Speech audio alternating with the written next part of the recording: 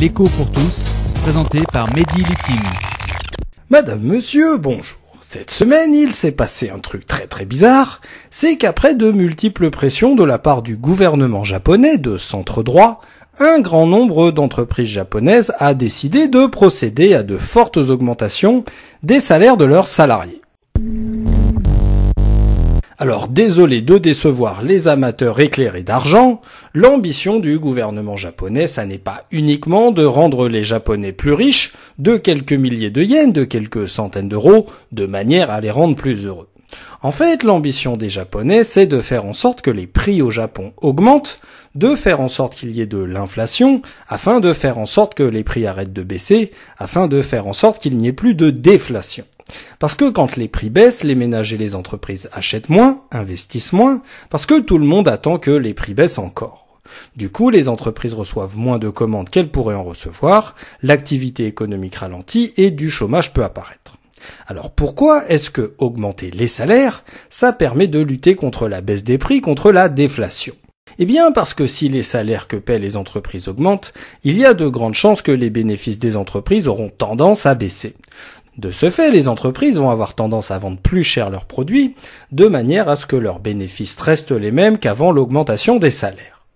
Mais si les prix des produits augmentent, les salariés vont demander à leur tour des augmentations de salaire.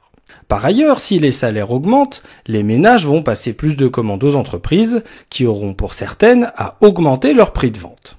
Ainsi, l'économie japonaise sortirait de la déflation et connaîtrait de l'inflation.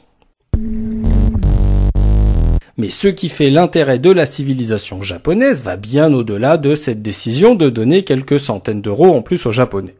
Parce que l'intérêt des Japonais pour nous, c'est que pour lutter contre la déflation, ils utilisent d'autres armes qu'on pourrait utiliser nous aussi pour lutter contre la crise et le chômage. En effet, les Japonais des années 2010 pensent que l'austérité budgétaire en période de crise, c'est has-been, c'est trop années 1930, mais que c'est une bonne idée que l'État passe beaucoup de commandes aux entreprises.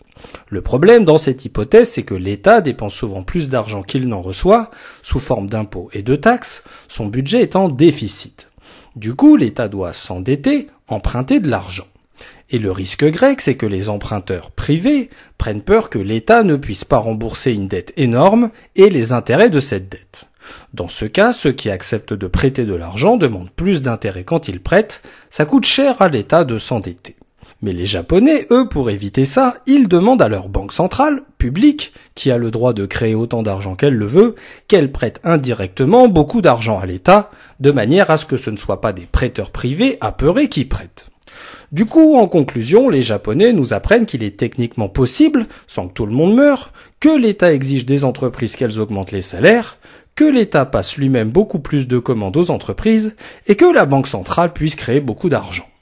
L'écho pour tous, une chronique écrite et présentée par Mehdi Litim sur Marmite FM 88.4. Vous pouvez nous contacter pour réagir à cette chronique sur marmitefm.canalblog.com.